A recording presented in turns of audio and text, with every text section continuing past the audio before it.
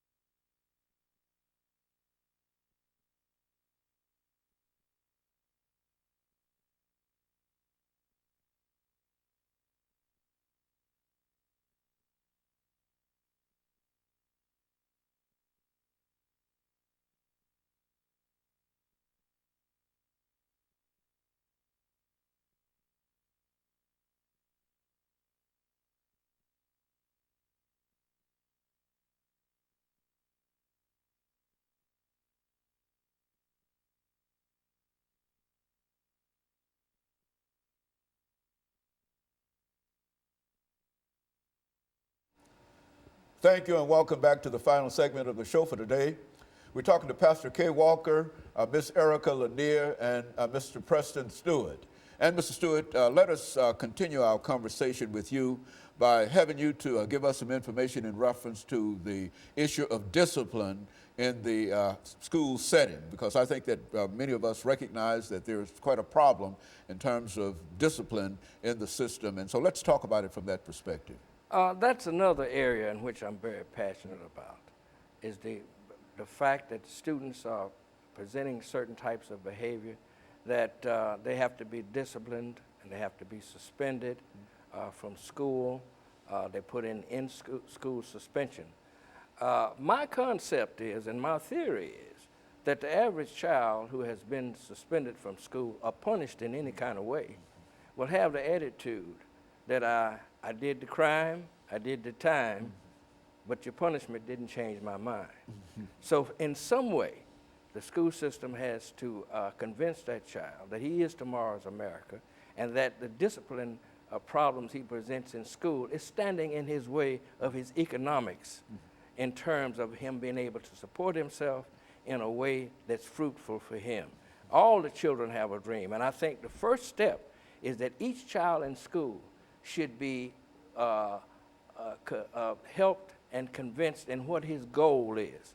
He should decide whether he's going to be a doctor, a lawyer, a nurse, even a mechanic, and have a goal in school. And when he acts up in school, let him know he's threatening the economics of his survival to the standpoint that, and once you convince a child of that he's, and show him that it's his profit. It profits him to behave a certain way in school to his advantage, to have a certain attitude. And let him know that his attitude determines his altitude.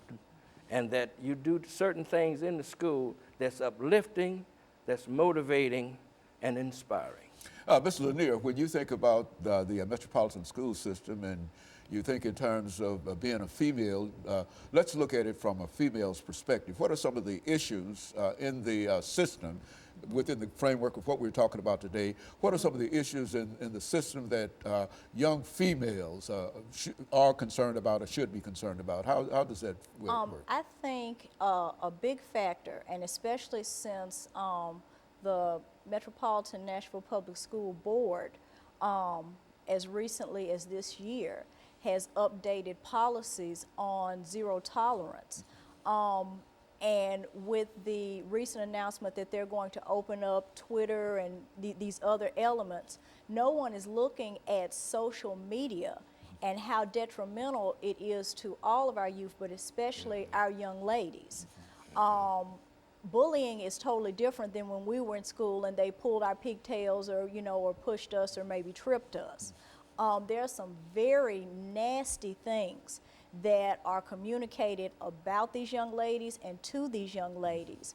And sadly, you know, we're hearing, you know, more, you know, attempts of suicide, and also, young ladies are not realizing that things that they may do at social media today, just as if you robbed a bank, will follow you in essence in the future.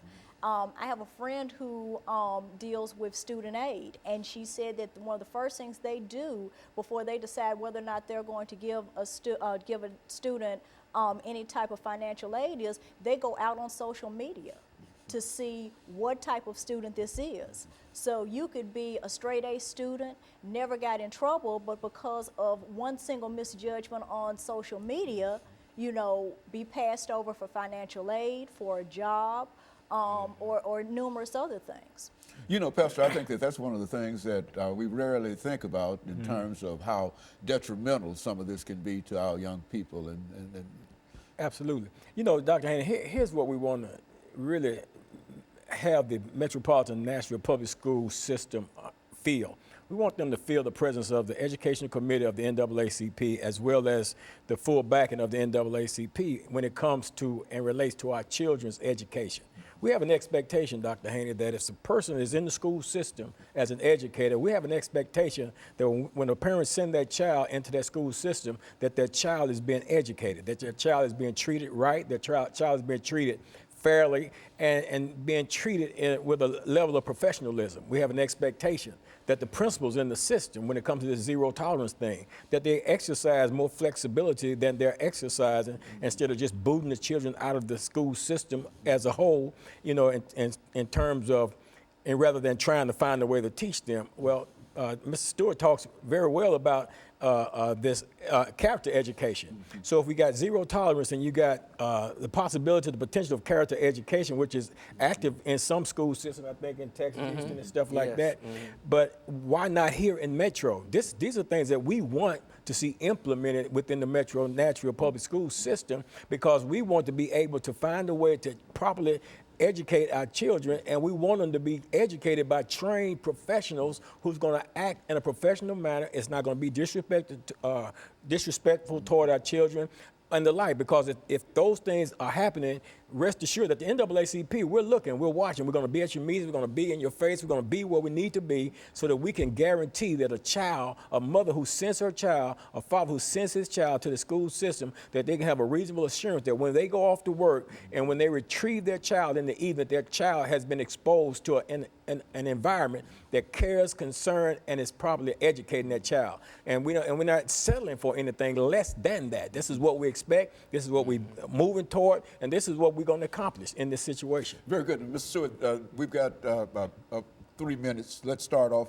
simply by summarizing some of the things that you would like to see done in reference to what we're talking about, and then allow Ms. Lanier to continue on, and then we'll wrap it up for the day.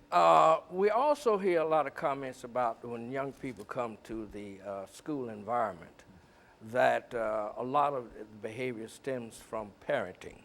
And there's an implication in terms of imposing the idea that parents need to have parenting sessions and so forth and so on like that. I would venture to say that any parent, you can convince them they're not a good parent, no matter what kind of parenting they are and what kind of parenting style they have. But to involve the parent in doing some things that would be conducive to helping that child have behavior in school that is allows him to matriculate in a positive way. In other words, have his dinner ready when he's home. Be able to provide a quiet place for him to study, and encourage your child, uplift your child, inspire your child, and motivate your child to feel that that education is very important in his life. In other words, when you do that, then you're going to realize some gains in your investment as your child. Mr. Lanier, what do you think about that in terms of what can be done? I think that, of course, all of us need to be constructive in our input in terms of children, But I think also it's important that as taxpayers and voters, that we voice and hold accountable the administration that is duly responsible for educating all of our children. Especially as voters. And I think that all of us would agree that there is a political element within the school system in a real sense, Common Core and et cetera and et cetera. And I would imagine that each of you would encourage more people to participate and find out exactly what's going on in reference to Common Core, and to try to do our best in terms of making it viable in a real sense for the children that, not only African Americans, but the children that are served by the National Association for the Advancement of Colored People. 10 seconds, over the last 10 seconds, we've got 10 seconds, Mr. Stewart. Give us a statement in 10 seconds. Ms. Lanier will also do the same thing. He will do the same, and I'm going to wrap it up for today. We've got to convince our young people that they are tomorrow's America, and that they must be serious about their education, and that they must try to make their endeavors to do the best they can to the highest of their ability. Ms. Lanier? It takes $9,200 a year to educate a child. It takes $23,000 to house an inmate. We need to focus on being success stories, not statistics. Very good. And so cost effectiveness has a very important part in this. And of course, let me thank the three of you for coming by and giving us that excellent information. And let me encourage our audience to tune in again next week for another informative edition of Comments. Thank you and good morning.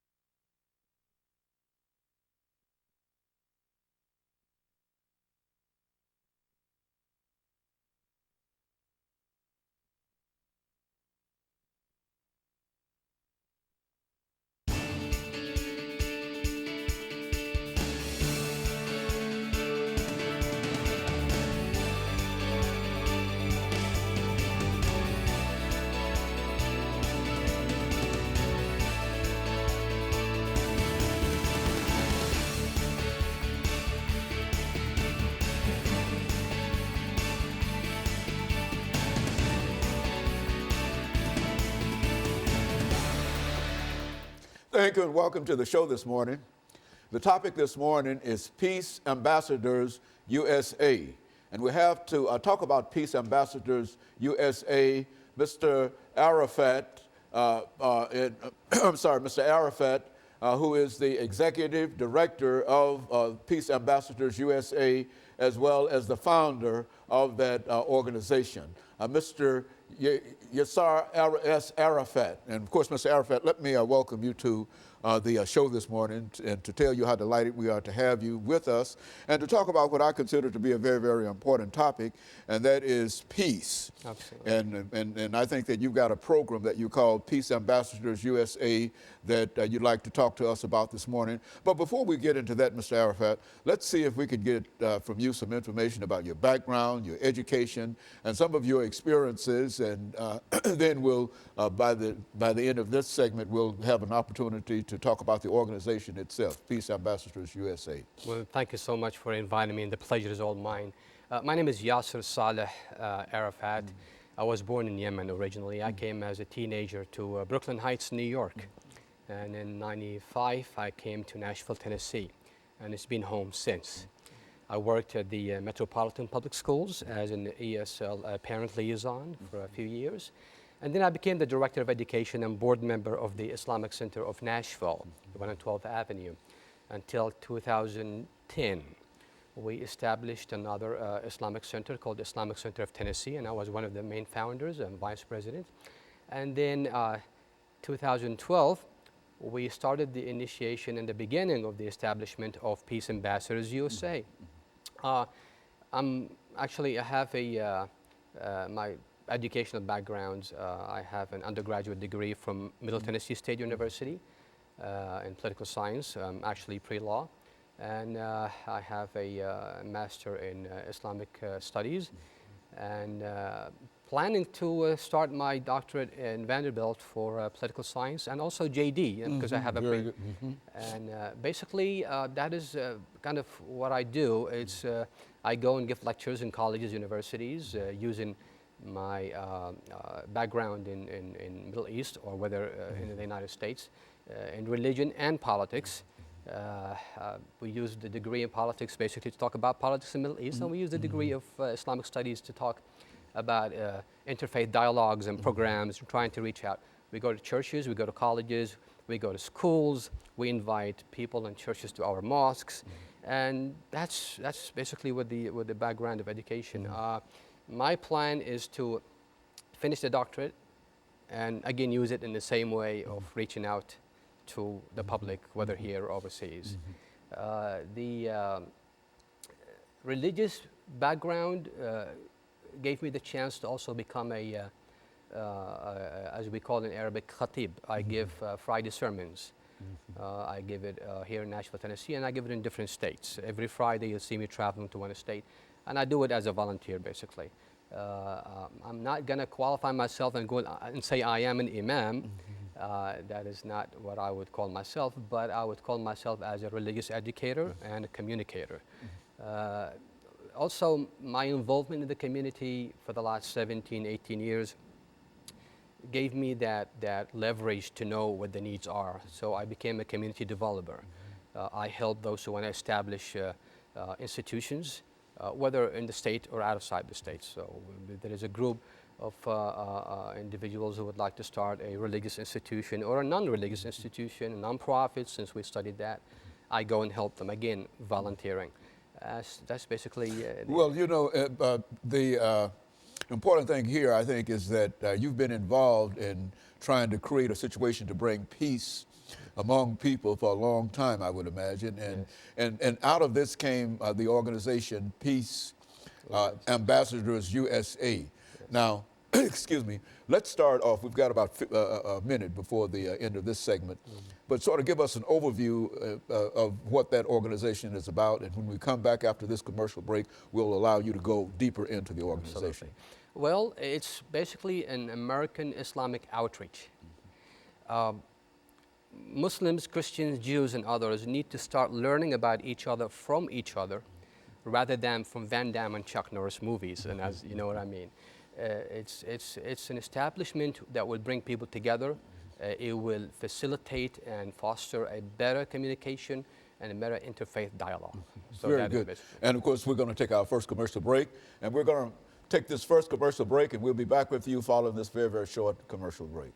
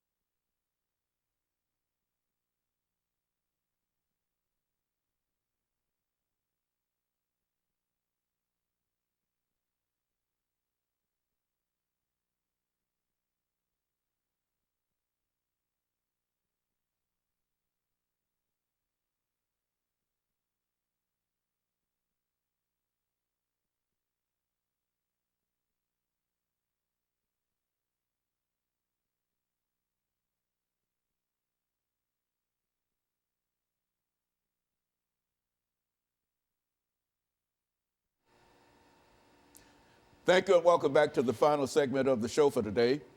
We're talking to Mr. Arafat, who has given us some information in reference to an organization that he has founded called Peace Ambassadors USA. And Mr. Arafat, let me welcome you back to the second segment of the show for today. I think I might have said the third segment, but through the second segment of the show for today, and to let you have about 6 or 8 minutes to talk about this organization that you are the founder of, as well as the executive director, and give us some idea in terms of what you expect to accomplish and how that idea came to you, and et cetera, all in 8 minutes. Yes.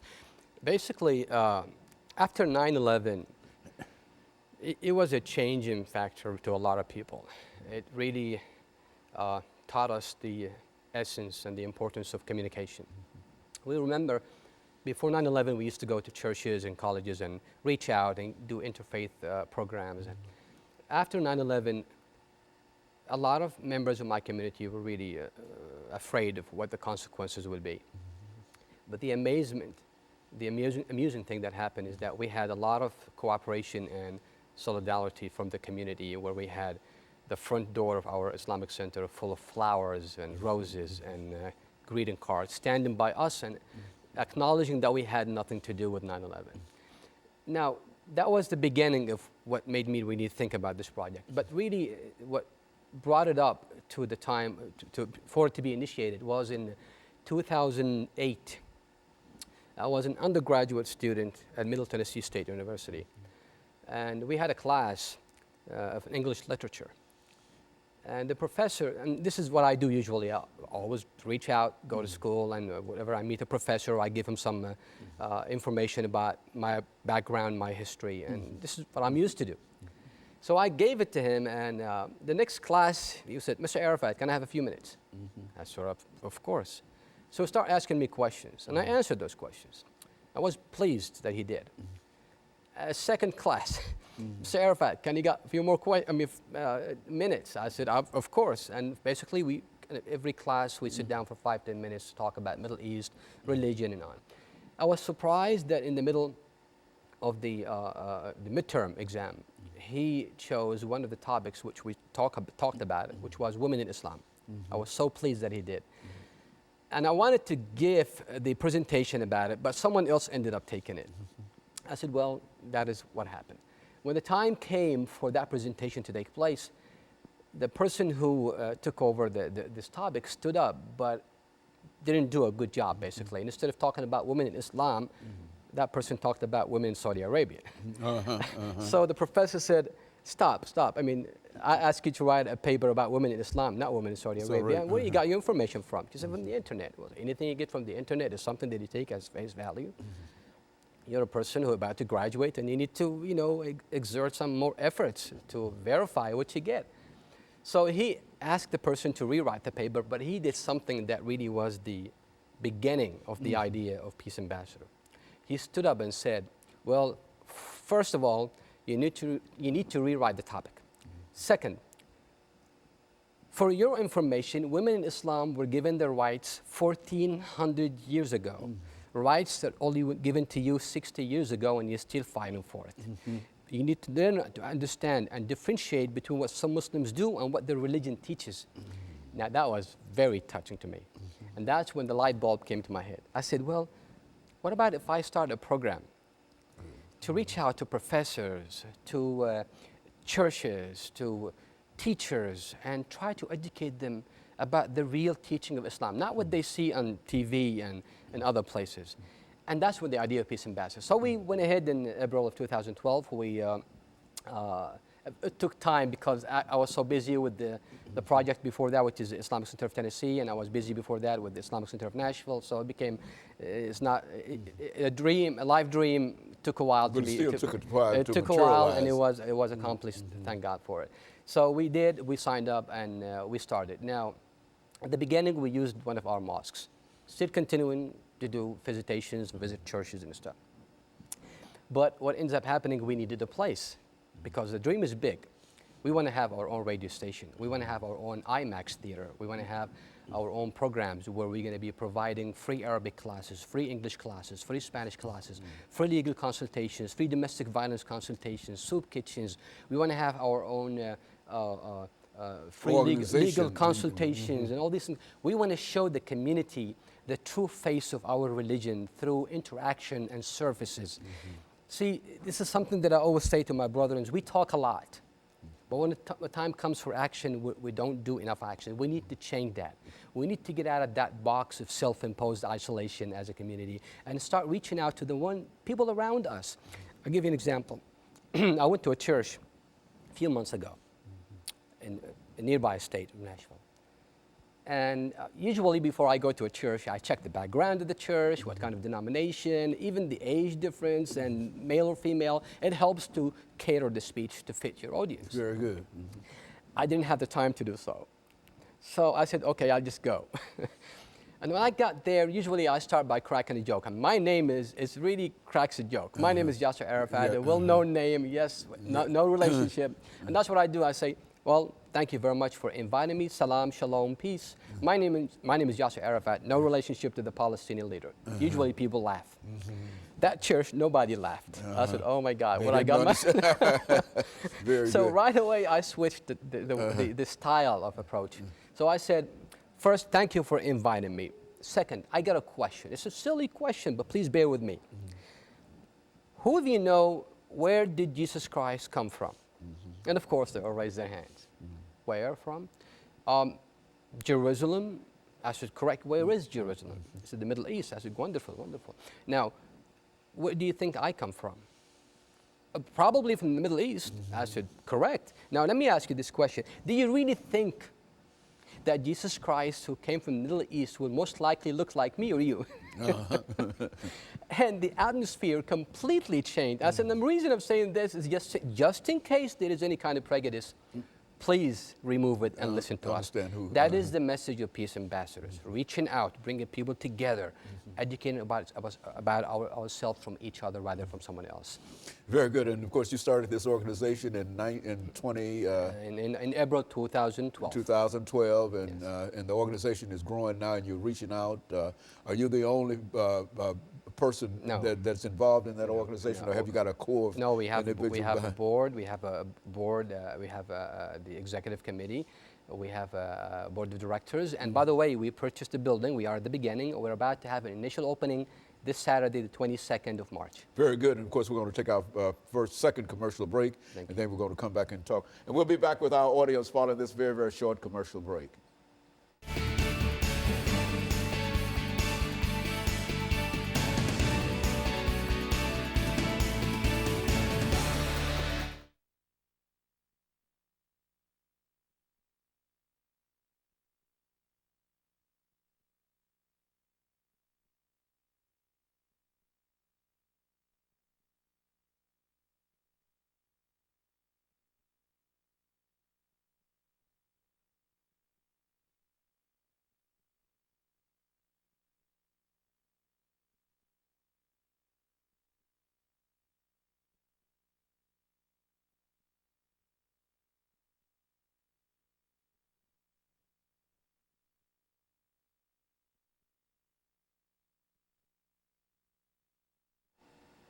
Thank you and welcome to the final segment of the show for today.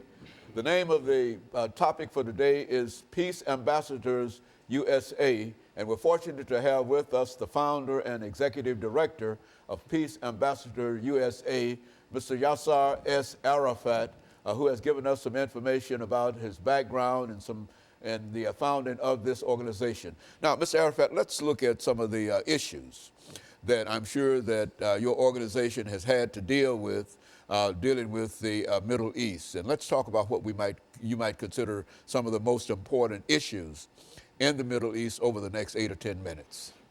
Basically, if you look at the foreign policy of the United States of America in the Middle East, I mean, from study and from reading and from understanding the issue, you find there are two major things that we deal with in the Middle East: oil and the Palestinian-Israeli conflict. These are the two major things.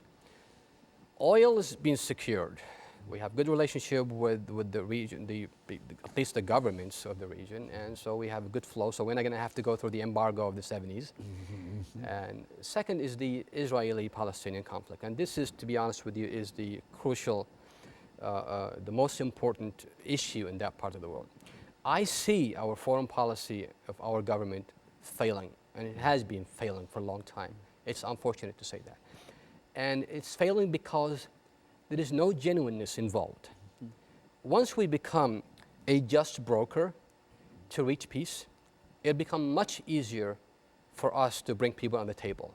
When we are just and we are equal to both parties, things will take place, peace will materialize. Without justice, equality, respect, peace cannot be in place. You can't expect to come to take over my land, prosecute me, kill me, starve me, and then have peace my way or the highway. I believe that as the greatest country in the world, that greatness comes with a huge responsibility. Whether we like it or not, we do have a responsibility in that part of the world, because we are one of the reasons that we are the main supporter of the state of Israel, basically. So we should have some kind of leverage if we want to use it. I understand AIPAC and other lobbyists do have an impact in Congress and the White House, but still, the national interests of the United States of America should come first before any other national interests of any other entities. I believe, this is what I believe, and I'm sure there are many people out there who believe such a thing, that 9/11, for example, is a direct result of our foreign policy in that part of the world. 9/11? 9/11, I do believe that very, very strongly. Why do I believe this? If you look at what the terrorists do and say, they do use the Palestinian cause to recruit terrorists, to do a lot of things. And that Palestinian cause and dilemma really does resonate in the hearts of the Arabs. There are 300 million Arabs who do not like the state of Israel. They consider it to be a cancer in the heart of the Arab nation. Go back to history. That's not the case. A lot of people think that, oh, the Arabs and the Jews have been fighting each other for thousands of years. That's not correct. The Arabs and the Jews are cousins. The Arabs are the descendants of Ishmael, the Jews are the descendants of Isaac, and both are the children of Abraham, peace be upon them all. So that is, you look, again, near history, 18th century, 19th century, when the Israelites and the Jews were put in ghettos in Europe, their cousins welcomed them with open arms. So they came, they settled in Turkey, they settled in Yemen, in Morocco, and other places. So there is no hate relationship. There is, as a matter of fact, there is a beautiful organization, I think of Hasidic Jews, who stand up and say the truth as is. They said that we used to babysit for the Arabs, and they babysit for us when we used to go to the Sabbath. That's kind of the relationship they used to have until the Zionist movement came and whatever happened. So I believe that as a greatest country in the world, with our President Obama, who we respect, even though we disagree with a lot of his policies, especially in the Middle East, I believe there is a chance for peace. I went to a synagogue a while back to give a talk, and I stood up and I said, I want to start an experiment with you, my friends. Close your eyes and visualize the following. Two little babies, 9 months old, both naked, both with a bullet in the middle of their chest. They're both dead. They're being washed, cleaned, and prepared to be buried. Now, one of them is an Arab and the other one is a Jew. Would you please tell me which one is? Which is which? You cannot. No. You can't. These both innocent babies being killed by bullets. Who's to blame? The babies? No, us. What have we done to reach out?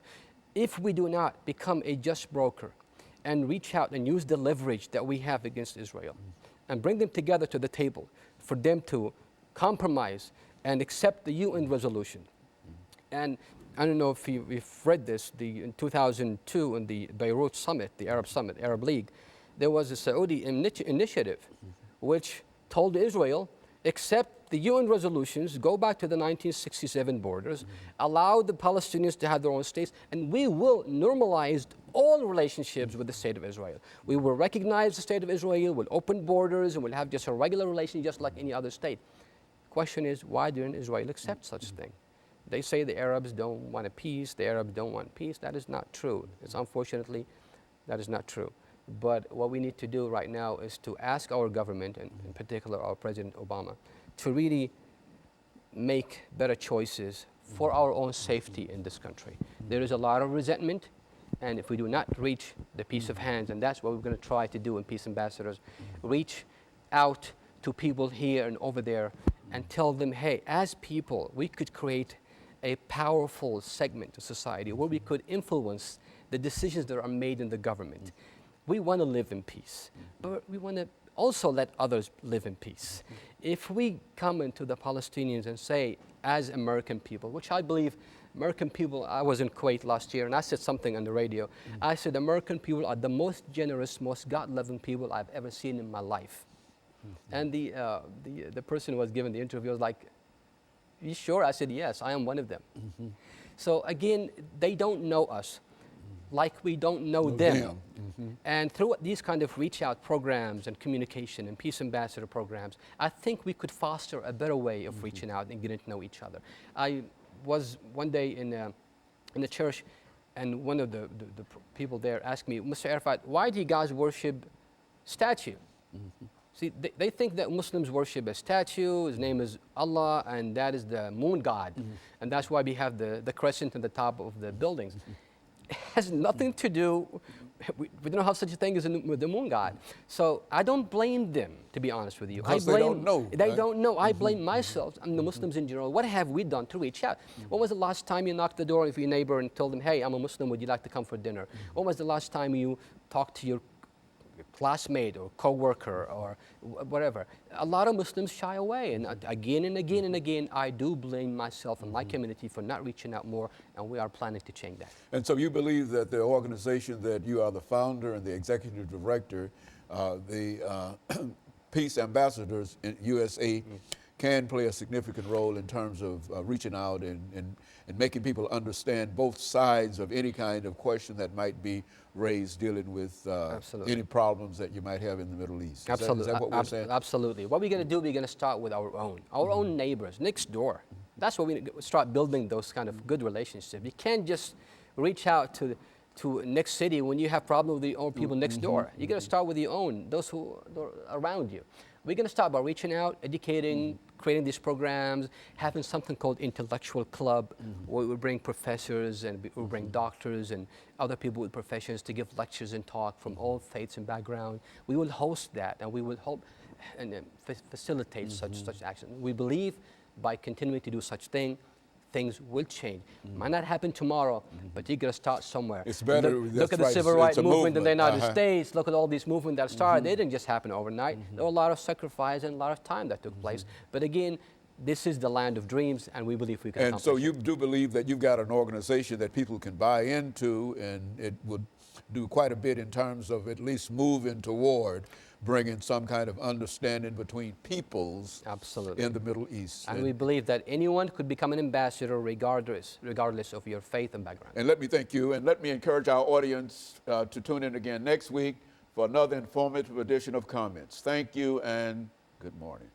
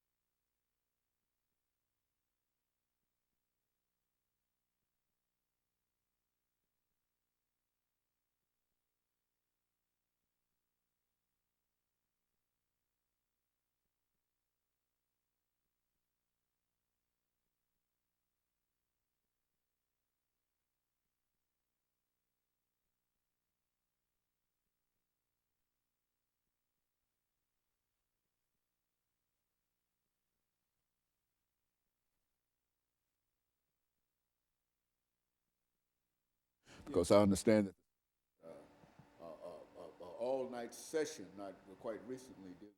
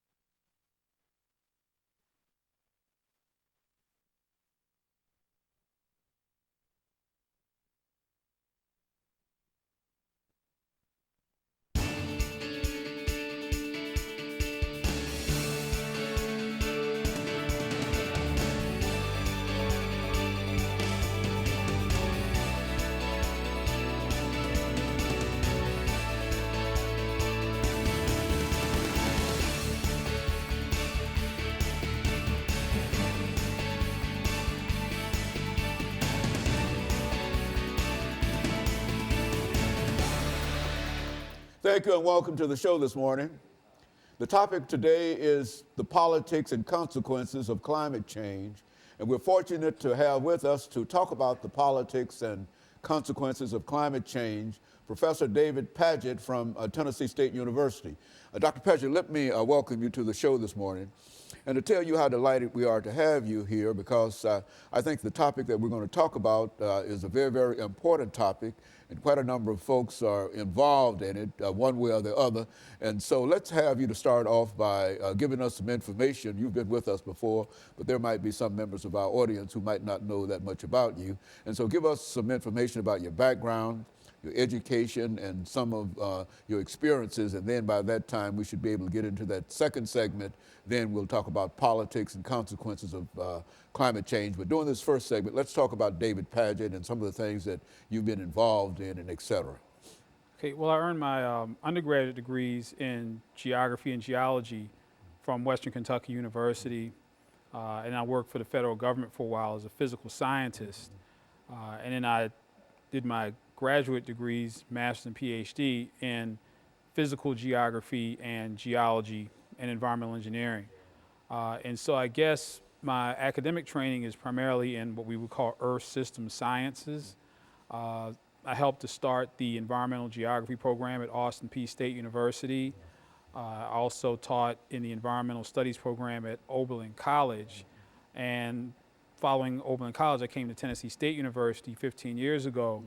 And I've been teaching weather and climate at Tennessee State University. Weather and climate is part of Earth system science. For the past 10 years, I've taught weather and climate. I've been a member and participant of the American Meteorological Society's climate diversity and climate weather projects, the objective of which is to expand the numbers and increase the numbers of people of color, specifically African Americans and people at HBCUs, in studying climate science and weather studies. So I've been in that program funded by the American Meteorological Society for the past 10 years. I'm also a certified weather spotter, so I'm one of the people that goes out and tries to warn the community of tornadoes and hail and other violent weather when it comes into our area. Now, when you say that you're a certified weather spotter, now what does that mean? I mean, to be certified in reference to that. Well, the National Weather Service periodically has trainings for anybody, any citizen who is interested in being out there on the ground looking for tornadoes especially. Tennessee is one of the places in the United States where you're most likely to be killed by a tornado. We were the #1 state until Alabama surpassed us a couple of years ago. So tornadoes can be very deadly events here. And even though a lot of news stations have radar, radar only detects tornadoes that are very close to the radar stations. The farther you get away from radar stations, you really need to have people and human beings on the ground with eyeballs to see these tornadoes. So even with all this technology that we have, we still need humans, such as myself, to spot the tornadoes and report in to the weather stations, hey, you know, there's a tornado on the ground in Dixon County, or there's a tornado on the ground here, that may or may not even show up on radar. And so in a real sense, you go out when there's a danger of a storm, and you go out and you search and you call back in, and now that's sort of a dangerous kind of situation because it means that you come put yourself in the line of these storms and tornadoes. Is that what you're saying? Well, I'm not a storm chaser. I'm not a tornado chaser. If I happen to be at work at Tennessee State University and a storm is coming, then I'll look out. You know, I'll take cover, but I will watch the skies. If I'm at home or wherever I happen to be, I'll be watching the skies. And since we have cellular phones now, I would be able to call in and say I'm a certified spotter, and here's what I'm seeing occurring on the ground at this location. And then that way, the warning would go out that not only do we see a possible tornado using the radar, but there's someone who sees the actual tornado on the ground. And by being a certified spotter, it means that gives you more credibility when you call and say and announce that you are a certified spotter. Oh yes, I've been through training. Not just anybody can call in. It has to be someone who's been through the training. With the experience and et cetera, know what they're talking about. Exactly. And that when the people on the other end receive it, that has great credibility being certified, other than if I were to call and say, it looks like we might have a tornado over here, I'm not certified, they probably wouldn't pay. Yeah, you wouldn't have that. There's one phone number that we call. Okay, but we're going to take this first commercial break, and then we're going to get back into it. And we'll have our first commercial break, and we'll be back with our audience following this very, very short commercial break.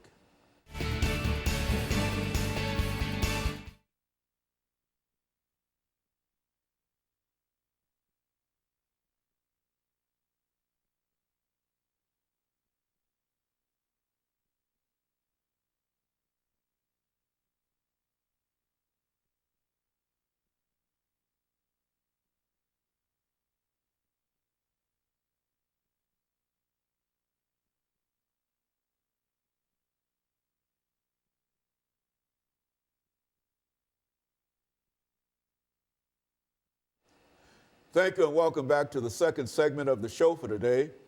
We're talking to Professor David Padgett from Tennessee State University, and the topic is the politics and consequences of climate change. Dr. Padgett, before we had our first commercial break, we promised that we'd give you an opportunity to talk about what we consider to be the politics and consequences of climate change. And I think the reason we decided to entitle this The Politics and Consequences of Climate Change is because quite recently there was an all-night session in the United States Senate dealing with this issue of climate change, and we therefore felt that it was time to again have you in to talk to our audience again about what it means, what climate change is, and what the politics of it, and some of the consequences of the climate change. And so from that perspective, let's do it that way. Okay, well first I'll start off defining some terms. First, some people use the terms weather and climate interchangeably.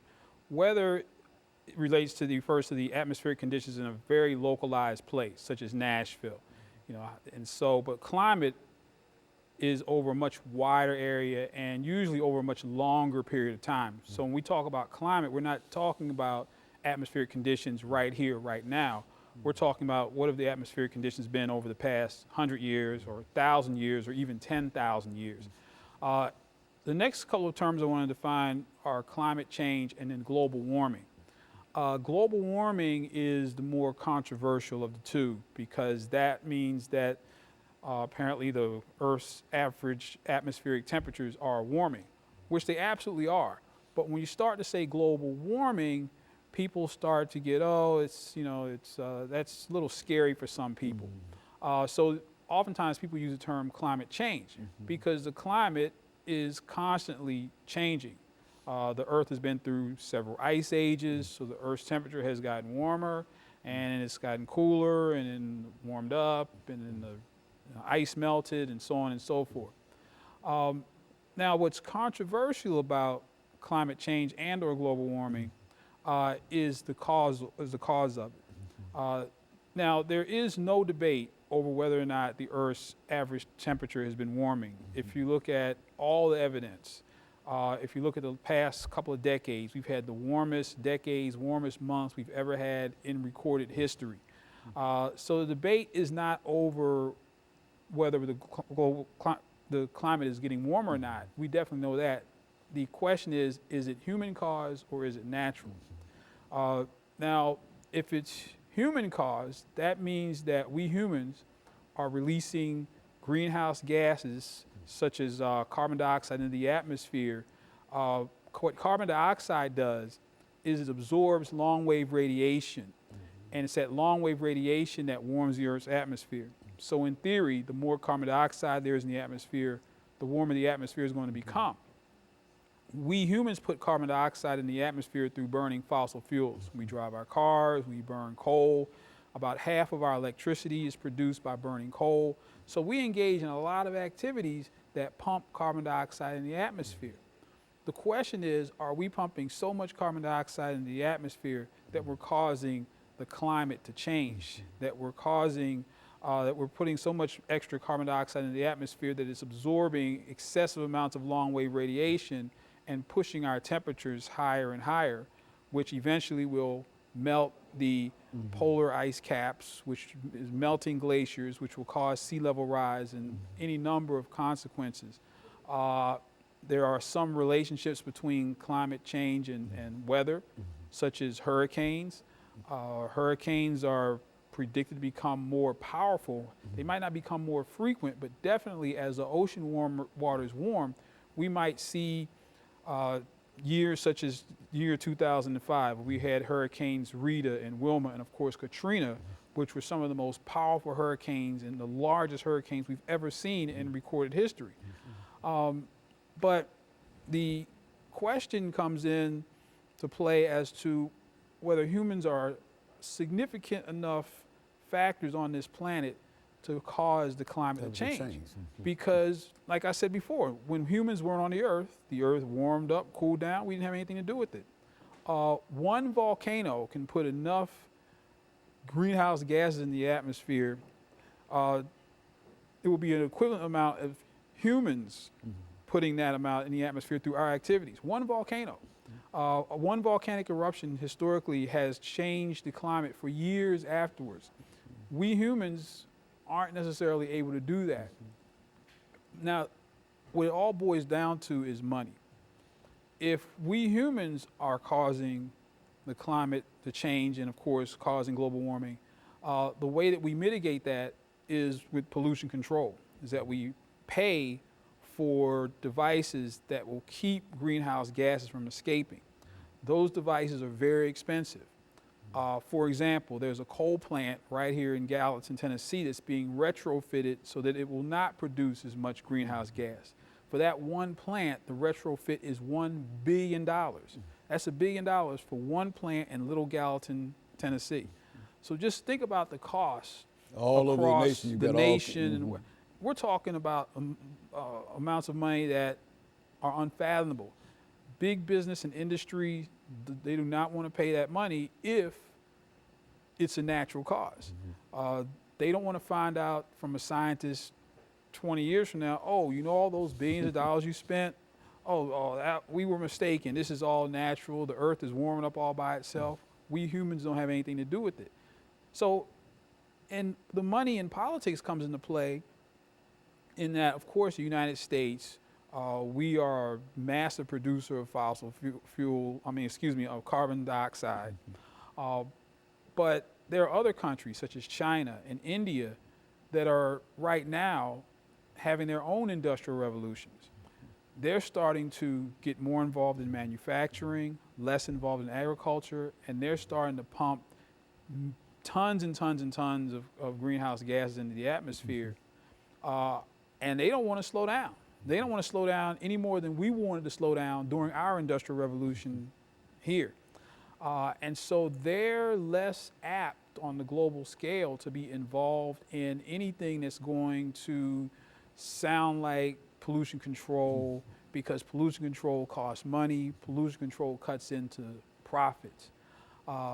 And so the United States is sort of caught in the middle, because certainly we like to see these normally lower income countries develop, and we like their products. I mean, we get lots and lots of products from China. We are very much involved in business in India, but at the same time, that progress is causing pollution.